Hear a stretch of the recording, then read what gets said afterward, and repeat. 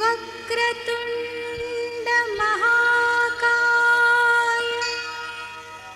सूर्यकोटि समप्रभा निर्विघ्नं कुरु मे देव सर्वकार्येषु सर्वदा।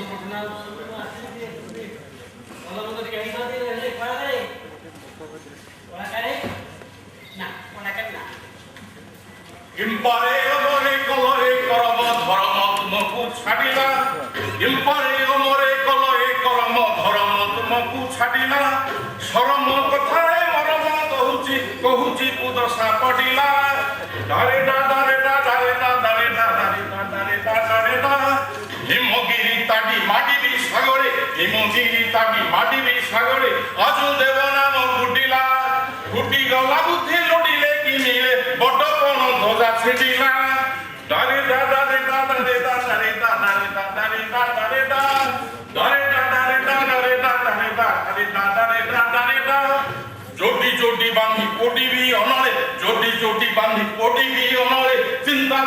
চিতে জড়িলা সুজ্ঞজন হিতে অজ্ঞ বৈষ্ণব সুজ্ঞজন হিতে অজ্ঞ বৈষ্ণব বহু কষ্টে পদ জড়িলা ডারে ডা ডারে ডা ডারে ডা ডারে ডা ডারে ডা ডারে ডা ডারে ডা যাও মন্ত্রী অবিলম্বে সদরক্ষ সেনা দেবঙ্গ বিনাশ লাগিছে বা স্বর্গ রাজ্যে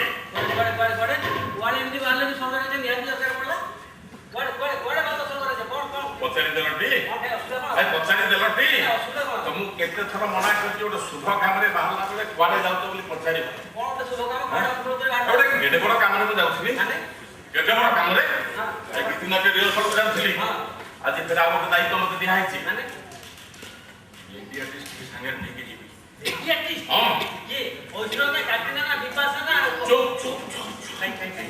ଦାଣ୍ଡ କବାଟ ପାଖେ ଠିଆ ହେଇ ଆମ ଧର୍ମପତ୍ନୀ ଆମକୁ ଲକ୍ଷ୍ୟ କରୁଛନ୍ତି ଯଦି ଶୁଣିଦେବେ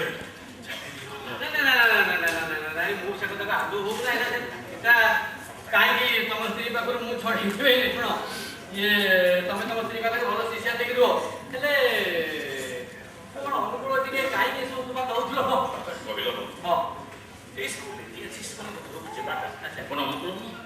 ଅନୁକୂଳ ଠିକ ନଥିଲେ ସେମାନଙ୍କ ଦର୍ଶନ ନେବେ ଆସ କିଏ ବୟଫ୍ରେଣ୍ଡ ପାଖରେ ଥାଇ କହିଦେବ ଘରେ ନାହିଁ ଆଉ କିଏ ଘରେ ନାହିଁ କହିଦେବ ସୁଟିଂରେ ଯାଇଛି ଶୋଇପଡେ ଆଉ ସେମାନେ ଦେଖା ମିଳିବ ଆଉ କହିବେ ଅନୁକୂଳ ଭାଇଗଲା ମୁଁ ଯିବିନି ନା ଆଉ ଯିବିନି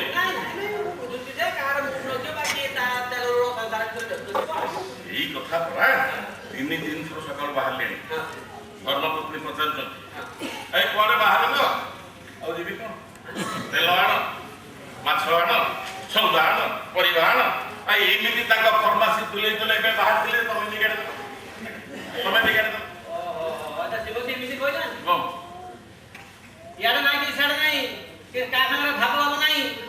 ଖାଲି ସେତିକି ଏକଥା ବି କହିଛନ୍ତି ଶୁଣ ଯଦି କୋଉ ଲେଡି ଆର୍ଟିଷ୍ଟ ଘରକୁ ଯାଇଥିବ ଶୁଣେ କି ଯଦି କୋଉ ଲେଡି ଆର୍ଟିଷ୍ଟ ତମ ସ୍କୁଟର ପଛରେ ବହିକି ରିହର୍ସଲକୁ ନେଇଥିବ ଏକଥା ଯେ ଶୁଣେ ତମର ଦିନେକୁ ମୋର ଦିନେ କଳାକାରୀ ଏ ସବୁ ଶ୍ରୀମତୀ ଗୁଡା କାଇଁ ଏମିତି କହିଲ ଏ ମୋ ଶ୍ରୀମତୀ ତ ପିଲାଟି ଦିନକୁ ମୋ ଉପରେ ଚନ୍ତି ପିଲାଟି ଦିନକୁ ଇହାନେ କଣ ବାଲ୍ୟ ପ୍ରେମ ନା ତା ଭିତରେ ପସନ୍ଦ ଘଟା ଝଗଡା ହେଲା ଗୋଟେ ଅସୁବିଧା ଶୁଣ ମୁଁ କବିତା ଟିକେ ଲେଖି ବସିଲେ ସାଙ୍ଗେ ସାଙ୍ଗେ ଆସିକି ପହଞ୍ଚାଇ ମାନେ କହିଦଉଛନ୍ତି କଣ କାହାକୁ ଦେଖିଲ କି କାହା ପ୍ରେମରେ ପଡିଗଲ କି କଣ ଆଜିକାଲି ରୋମାଣ୍ଟିକ ଲାଇନ ବୁଝିଲ କବି ସବୁ ସ୍ତ୍ରୀଙ୍କର ସେ ଏକା ସେମାନେ ଚାହାନ୍ତି ତାଙ୍କ ସ୍ୱାମୀ ଗୋଟା ପରେ ତାଙ୍କର ହିଁ ଥାଆନ୍ତୁ ସେ କାହାକୁ ନ ଜାଣନ୍ତୁ ତାଙ୍କୁ କେହି ନ ଜାଣନ୍ତୁ ତାଙ୍କ ପ୍ରଶଂସା କେହି ନ କରନ୍ତୁ ସିଏ ବି କାହାକୁ ଆଖି ଟେକି ନ ଚାହାଁ ଏଇ ଦେଖୁନ ମୁଁ କବିତାକୁ ଧରିକି ପ୍ରେସକୁ ବାହାରିଲା ବେଳକୁ ମତେ କହୁଛନ୍ତି ଶୁଣ ନାକଶଳକ ଯିବ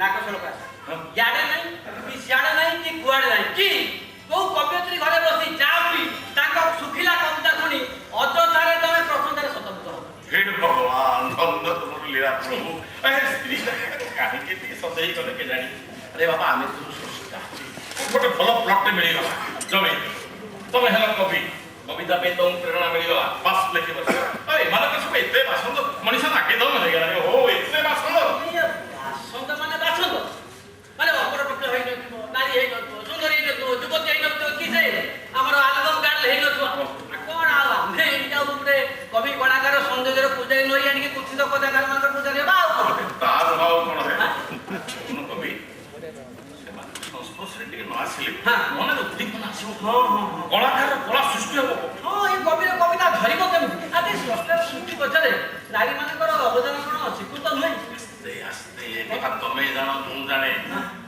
ନାରୀର ଅବଦାନ ଯଥେଷ୍ଟ ରହିଛି ସେ କଥା କିନ୍ତୁ ଆମ ଧର୍ମପତ୍ନୀ ଯେମିତି ନ ଜାଣନ୍ତି କି ତମ ଧର୍ମପତ୍ନୀ ନ ଜାଣନ୍ତି ଆଉ ଯଦି ଜାଣିବେ ଆହୁରି ମୁଣ୍ଡ ଉପରେ ବସିବେ ଇନ୍ଦ୍ରଚନ୍ଦ୍ର ମାନିବେନି ଏବେ ତ ସହଜେ ନାରୀ ସଶକ୍ତିକରଣ ପାଇଁ ଆସେମ୍ବଲିର ପାର୍ଲାମେଣ୍ଟ ଯାଏ ଚିତ୍କାର ଚାଲିଛି ସୁଦୃଢ଼କରଣ କରିବା ପାଇଁ ବର୍ତ୍ତମାନ ତ ଗଗନ ମୁଖରିତ ହଉଛି ଶୁଣ କଳାକାର ଇଏ ଯୁଗେ ଯୁଗେ ନାରୀ ହେଲେ ଶକ୍ତିମୟୀ ତାଙ୍କ ଶକ୍ତି ଆଗରେ ପୁରୁଷର ଶକ୍ତି ଅତି ନଗଣ୍ୟ ଏ ଦେଖୁନା କେହି ଆମର ସଦାଶିବ ଶକ୍ତିଙ୍କ ପାଇଁ ପ୍ରଳୟ ସୃଷ୍ଟି କରୁଛନ୍ତି ଆଉ ଲକ୍ଷ୍ମୀଙ୍କ ଶକ୍ତି ଆଗରେ ତ ମହାପ୍ରଭୁ ଜଗନ୍ନାଥ ବଳଭଦ୍ର ଦି ଜଣ ହାରୁଛନ୍ତି କଣ ସେତିକି ରୋମ ସାମ୍ରାଜ୍ୟର ଧ୍ୱଂସ ପଛରେ ନାରୀ ମିଶର ସଭ୍ୟତାର ବିଲୁପ୍ତି ପଛରେ ନାରୀ ମୋଗଲ ସାମ୍ରାଜ୍ୟର ପତନ ପଛରେ ବି ସେଇ ନାରୀ ସେଇଥିପାଇଁ ପରା ସେକ୍ସପିୟରଙ୍କ କାବ୍ୟ ନାଟିକାରେ ନାରୀକୁ ବେଶୀ ପ୍ରାଧାନ୍ୟ ଦିଆଯାଇଛି। ଏ ଇତିହାସରେ କ୍ଲିଓପାଟ୍ରା ସିଏ ପରା ସମସ୍ତଙ୍କ ଆକର୍ଷଣର କେନ୍ଦ୍ରବିନ୍ଦୁ। କବି ଏ ନାରୀ ତ ଏମିତିରେ ପୃଥିବୀଟାକୁ ଉଠଉଛନ୍ତି ପକଉଛନ୍ତି। ହଁ ସଶକ୍ତିକରଣ ହେଇଗଲେ କଣ ହବ ଅବସ୍ଥା କହିବ? ଶୁଣ ଶୁଣ କଳାକାର ଶୁଣ, ଆମ ଘର ପଡୋଶୀ ହଁ। ଆମ ପଡୋଶୀ ସମରସେବ ଆଚ୍ଛା ମାନେ ବହୁତ ବଡ ଇଣ୍ଡଷ୍ଟ୍ରିଆଲ ଦିଦିଟା ଫ୍ୟାକ୍ଟରିର ମାଲିକ। ହେଲେ କଣ ହବ ସେ ତାଙ୍କ ସ୍ତ୍ରୀଙ୍କ ଆଗରେ କୁଚୁର ମୁଚୁର ମାନେ ମୂଷା ତମ ଆମ ଭଳିଆ? ତାଙ୍କ କଥା ଶୁଣିବ? ହଁ ଶୁଣିବା। ଶୁଣ କୁହ।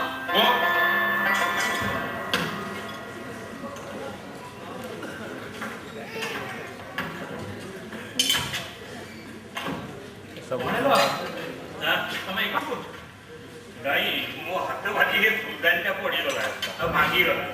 ଗୋଟିଏ ଦଉଛି କାହା ଗୋଡ଼ରେ ପଶିବ। ଏତେ ସୁନ୍ଦର ଫୁଲଦାନୀ ତମେ ଶେଷକୁ ଭାଙ୍ଗିଦେଲ। ବାପା ଜାଣିଛ मीना गोटे दिन पूरा खोजी खोजी सिंगापुर से आनी घर सजेगा मन कौन हम कहल घर सजेवा तो शौक बापा और तुम्हें एमती अरे कौन कर कह हाथ तो पड़गला भांगीगला कौन जानी जानी पकई देची बापा परिबा आनिबा कामटा करियो बोली तो फ्लावर बेस भांगीबाटा जरूरी थिला। तू एमिति कौन कहू अरे तू तो पिला दिने एमति केते कौन भांगुथलु मु दिने तते किछि कडागिरी कहिछि आ तू आज एमति कौन कहू तम घर जो जातीय जिनस गुड़ा थिला तो खाली भांगी पकोतिली बुझिलो बापा मु से गुड़ा न भांगी थिले 10-20 वर्ष पुराना जिनस एगर जाई न था 10-20 वर्ष जिनस गुड़ा पुराना हो गला बुझली आ उत्तर साक्षीर बापटा ताले पुराना हो गलानी अदरकारी हो गलानी ताकू भी फोपाड़ दे मु से कथा केतले कहले तुम जानिछो मीना एबे आस्तव फ्लावर बेस भांगियो देखि घरटा को उठेइबो पकेइबो तमे एबे घरु गलो जा भितर जा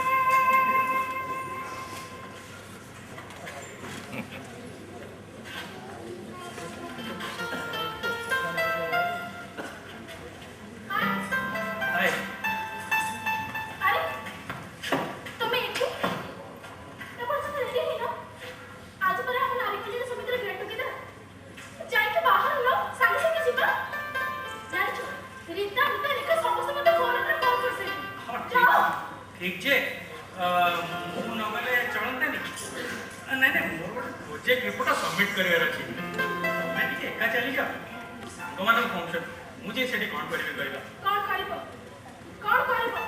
अरे बाबा किछ आउटिंग होबो सुन तोमो सांग मान पर गेट टुगेदर हे मु पण जाय ना नहीं मो सांग माने जते बले मत पछे कोने गले बोले तू कोन ओ हेला तमे आगे रेडी हे जा मु तो बस 3 मिनिट रे बाहर के आछ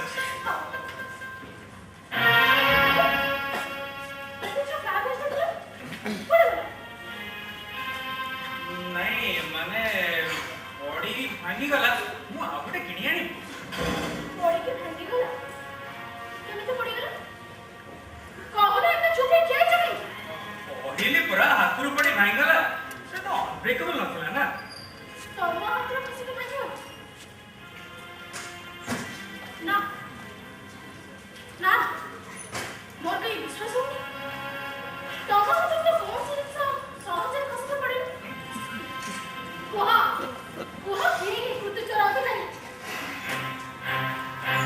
बाबा यार आ सकते ना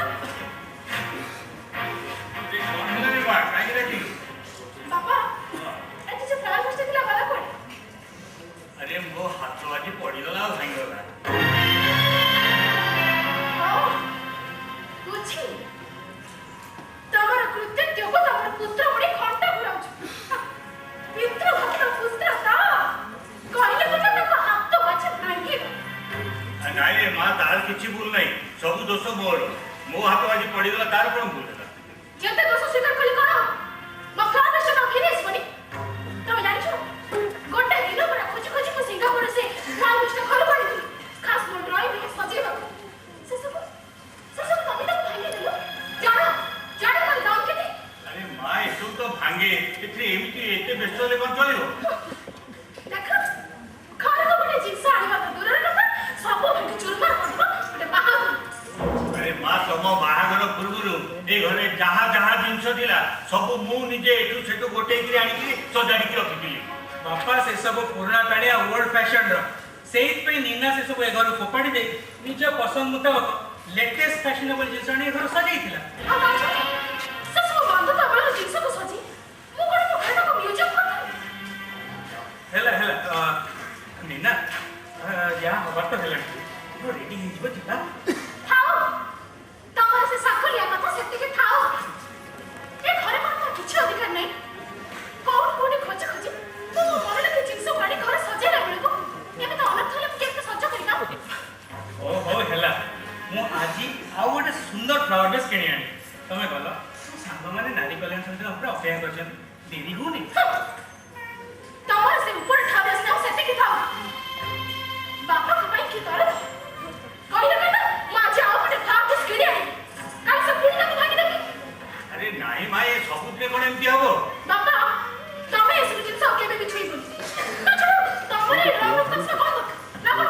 ହଁ କଣ ଦରକାର? ଠିକ ଅଛି ହେଲା ବାପା ତମେ ଗୋଟେ କାମ କର ତମ ରୁମଟାକୁ ସଜାଇ ଦିଅ। ସେଠି ଇଚ୍ଛା ହେଲେ ପେପର ପଢ ଗୀତା ପଢ ଭଗବତ ପଢ ଯାହା ବଜାର ସୁଦ୍ଧା କି ପରିବା ପତ୍ର ଆଣିବାକୁ ଗଲେ ତମେ ସେ ବାହାର କପଡା ଦେଇ ଯିବ ଆସ କି ଲଣ୍ଡ୍ରି ଦୋକାନକୁ ଗଲେ ତମେ ସେ ବାହାର କପଡା ଦେଇ ଯିବ। ଆଉ ସେ ଯିବ ନା ଓ ହେଲା ଠିକ ଅଛି ବାପା ତମେ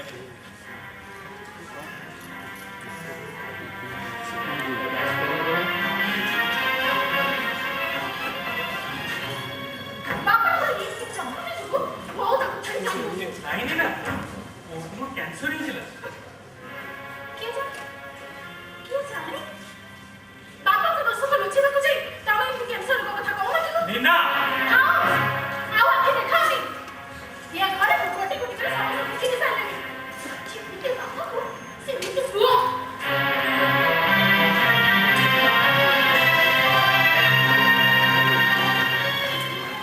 ବିଜୟ ରଘୁନାଥର ଦୁଃଖ ଭାବିଲେ ସ୍ତ୍ରୀ ତ ଯାଇଛି ପୁଅଟା ତ ଏମିତିକା ବୋହୁ କରି ସେ ଯାହାକୁ ଘରକୁ ଆଣିଲେ ତାର କର୍କଶ ସ୍ୱରଟା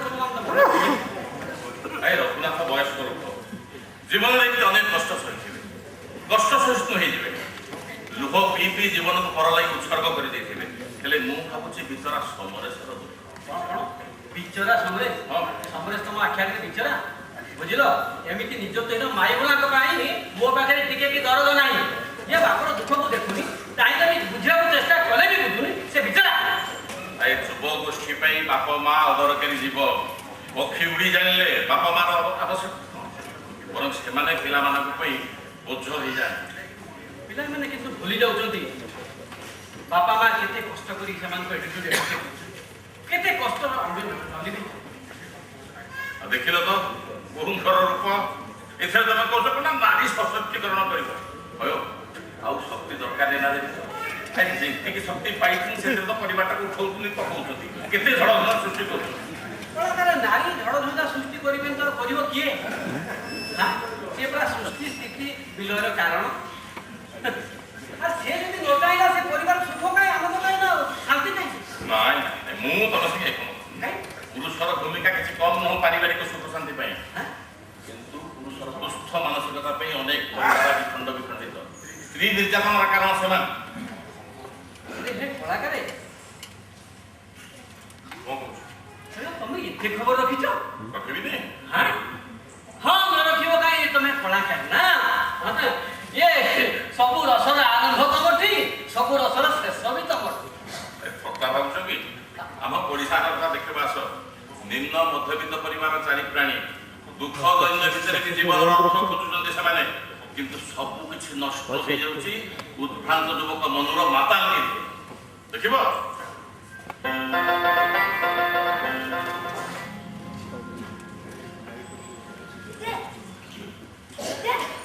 ତମର କଣ ହେଇଛି? ତମେ ଏମିତି କାହିଁ କରୁଛ? ସନ୍ଧ୍ୟା ହେଲାଣି ପରା ବସୁନୁ ଏଠି ବସ ସବୁ ଜଗନ୍ନାଥ ଜଗାର ପ୍ରାର୍ଥନା ଗାରେ ବାପା। ଆରେ ମୁଁ ତ ନିଜେ ଜଗା ପୁରୀ କୋଉ ଜଗାକୁ ଡାକିବି? ଦୂର ବୋକା ସେ ପରା ଆମ ଆରାଧ୍ୟ ଦେବତା ଏ ଦେଶର ଏ ଜାତିର ଆମ ପରିବାରର ସେ ଆଦରଣୀୟ ଠାକୁର ତାଙ୍କର ପ୍ରାର୍ଥନା ଗାରେ ବାପା ପ୍ରାର୍ଥନା ଗା। दीनबन्धु एहि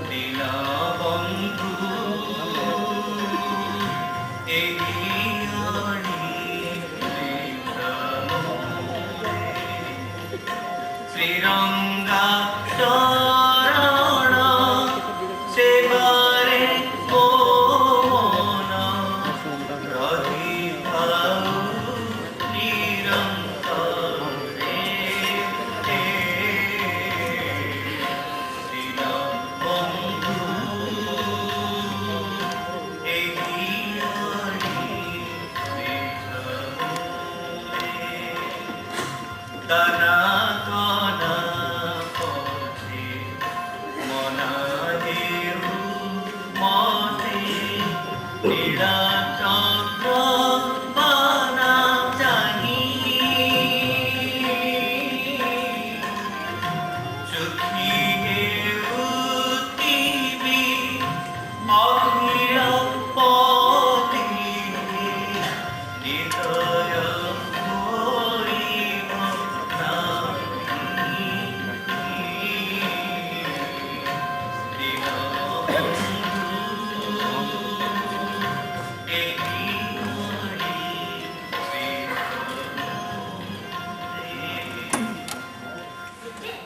ଦାନା କଲ କଣ?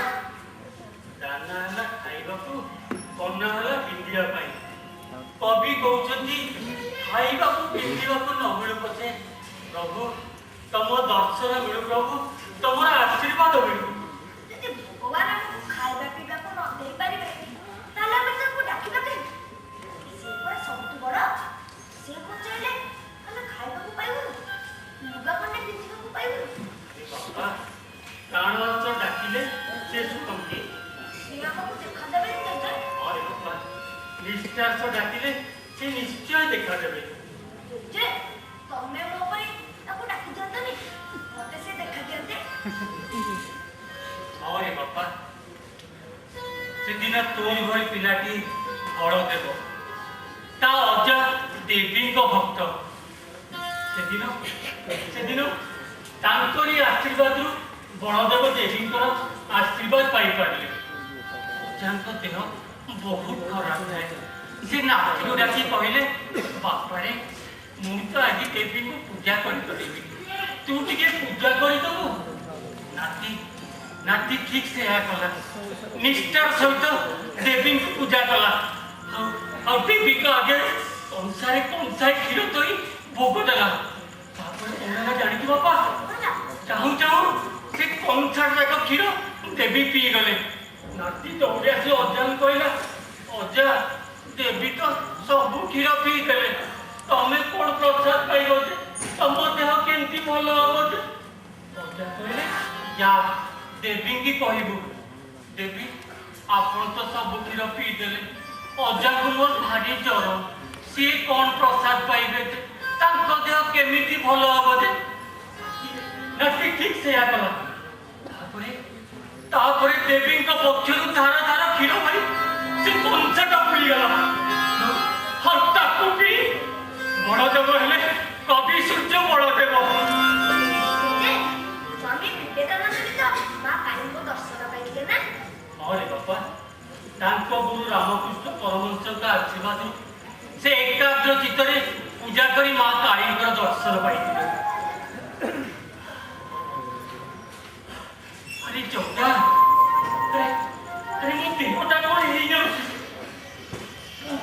ମୋ ତଣ୍ଟିରେ ଦେଇ ଶୁଖି ଯାଉଛି ରେ ବାପା। ପାଣି ଦବୁ?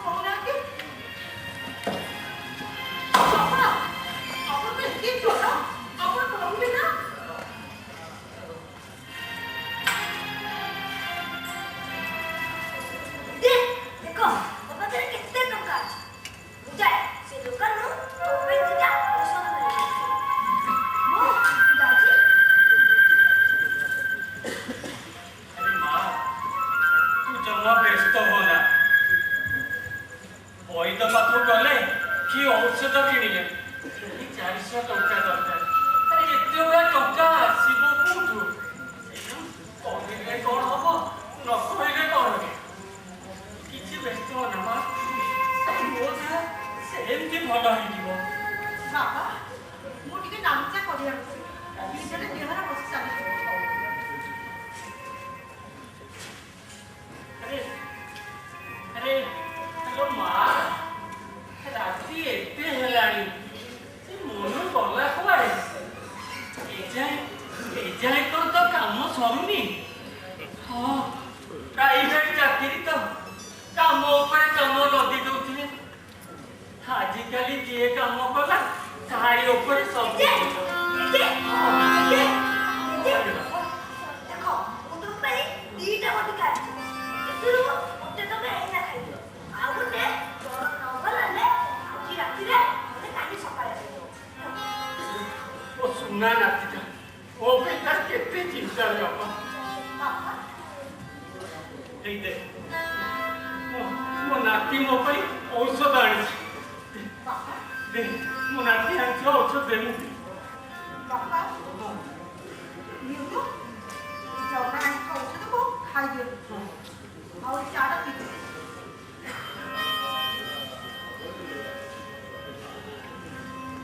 ଭିତରକୁ ଯାଉଛ ଶୋଇବେ, ବାହାରେ ଏଠି ବସନ୍ତୁ।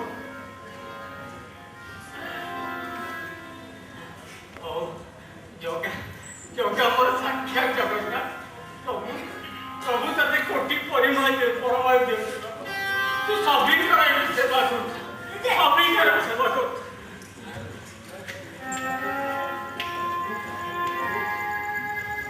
ସାରିଆ! ଏ ସାରିଆ! ସାରିଆ! ଓ ଧର୍ମପତ୍ନୀ ସାରିଆ!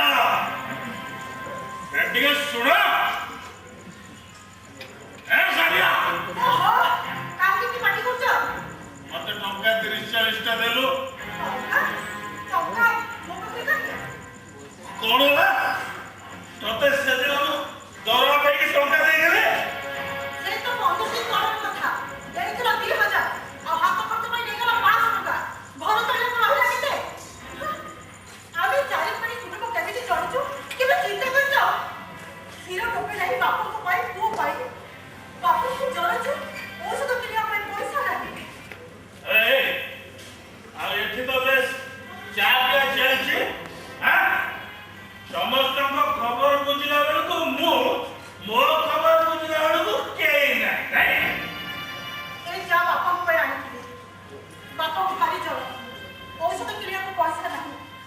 ଜଗନ୍ନାଥ ଘଡ଼ିରୁ ପଇସା ଭାବିଲି, ବାପଙ୍କ ପାଇଁ ଦିଟା ବଟିକା ଆଣିଥିଲା।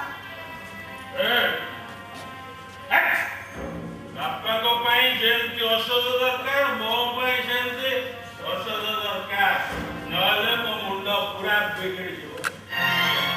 ମତେ 20ଟା ଟଙ୍କା ଦେ, ନହେଲେ ଦେଖିବ ନା। କଣ କହିଲୁ? କିଛି ନ କହିଲାରୁ ମୋ ଘରେ ପଡ଼ି ଯାଉଛି। ଏବେ ମୋ ସ୍ତ୍ରୀ ଜବାବ ଦଉଛୁ।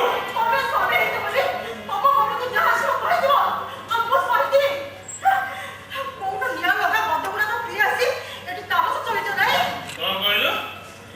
ନିଆଁ ଲଗା ମଦ? ହେଲେ ତୋ ବାପା ପଇସାରେ ମଦ ଦେଇଯିବେ? ଏ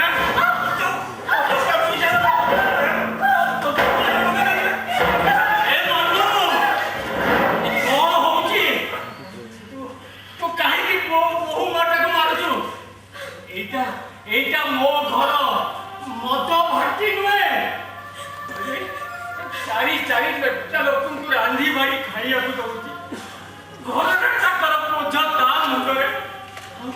ଆଉ ତୁ ମଦଟା ପିଇ ଦେଇ ଆସି ଏଇ ଦାଣ୍ଡ ଦୁଆରଟାରେ ତାକୁ ଗାଳି ଗୋରୁ ଭଳିଆ ପିଟୁଛୁ। ତୋ ମର୍ଦ୍ଦ ଭଳିଆ। ବାପା, ଆମେ ଆମ ଭିତରେ ପସନ୍ଦ କରିଦଉଛୁ। ସେଟା ତା ମୋ ଭିତର କଥା। ଚଳଉଛି ଯଦି ମାଗିଲା ବେଳକୁ ଟଙ୍କା 20ଟା ଦଉନି କାହିଁକି? ଚଳଉଛି। 20 ଟଙ୍କା ଦେଇ କଣ କରିବୁ? 20 ଟଙ୍କା ଦେଇ ସେ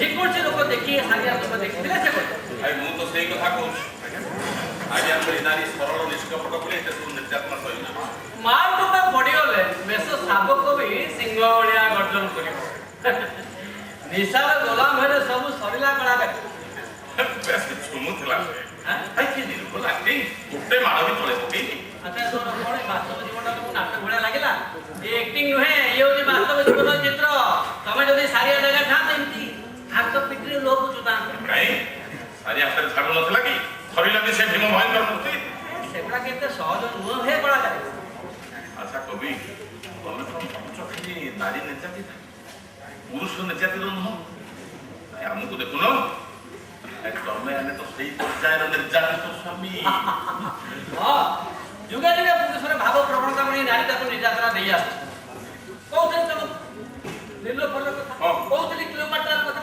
ଏମାନେ ସମସ୍ତେ ନାରୀ ହେଲେ ବି ସେମାନଙ୍କ ପୁରୁଷକୁ ସେମାନେ ଅନେକ ନିର୍ଯାତନା କାଇଁ ଆମ ଦେଶର ଇତିହାସ ପ୍ରତି ଆଖି ପକଉନ ଏମିତି ଅନେକ ଉଦାହରଣ ଅଛି ବୁଝିଲ କିନ୍ତୁ ପୁରୁଷର ଦୁଷ୍ଟ ମାନସିକତା ପାଇଁ ଅନେକ ପରିବାର ବିଖଣ୍ଡ ବିଖଣ୍ଡିତ ସ୍ତ୍ରୀ ନିର୍ଯାତନାର କାରଣ ହଉଛନ୍ତି ସେମାନେ ଶୁଣ ପୁରୁଷ ନିର୍ଯାତନା ପାଉଛି ପ୍ରଭୁଙ୍କର କିଛି ସକାରାତ୍ମକ ନିର୍ଦ୍ଦେଶ ଅଛି ମାନେ ପ୍ରଭୁଙ୍କର ନିର୍ଦ୍ଦେଶ ଅଛି ପୁରୁଷମାନେ ନିର୍ଯାତନା ପାଇପାରେ ପ୍ରଭୁ କେବେ ଜାଣନ୍ତି କିଏ ପୁରୁଷ ହଉ କି ସ୍ତ୍ରୀ ହଉ କିଏ ନିର୍ଯାତନା ପାଉ ସେଗୁଡାକରେ ମୁଁ ରାଜି ନୁହଁ ତମେ ଜାଣିଛ ବିଶିଷ୍ଟ ରାମ ଭକ୍ତ ଠିକ ରାମବଲାଙ୍କ କାହାଣୀ ଠିକ ସେ ହଉଥିଲେ ଧରାପୃଷ୍ଠରେ ପ୍ରଭୁ ଶ୍ରୀରାମଚନ୍ଦ୍ରଙ୍କ ଶ୍ରେଷ୍ଠ ଭକ୍ତ ତାଙ୍କ ଜୀବନର ଦୁଃଖ ଦୁର୍ଦ୍ଦଶା କାହାଣୀ ଶୁଣିବ ଶୁଣିବ राम सचीदा नंद दिनेसा नाही ताही मोह नाम लेसा सह प्रकाश रूप भगवाना नाही ताही पूर्वी विज्ञान विहार राम सिया राम जय जय राम सिया राम जय जय राम हरस विषाद ज्ञान ज्ञान जीवधन अहमिति अभिमान राम ब्रह्मा व्यापक जगदना परमानंद परित पुराण राम सिया राम जय जय राम सिया राम जय जय राम रघुकुल रीति सदा चली आई प्राण जाई पर पत्र ना जाई राम सिया राम जय जय राम सिया राम जय जय राम सिया राम जय जय श्री राम सच्चिदानंद समाहा सच्चिदानंद राति पहले प्रभु रामचंद्र राजा सब आयोजन सरी किंतु रात्रि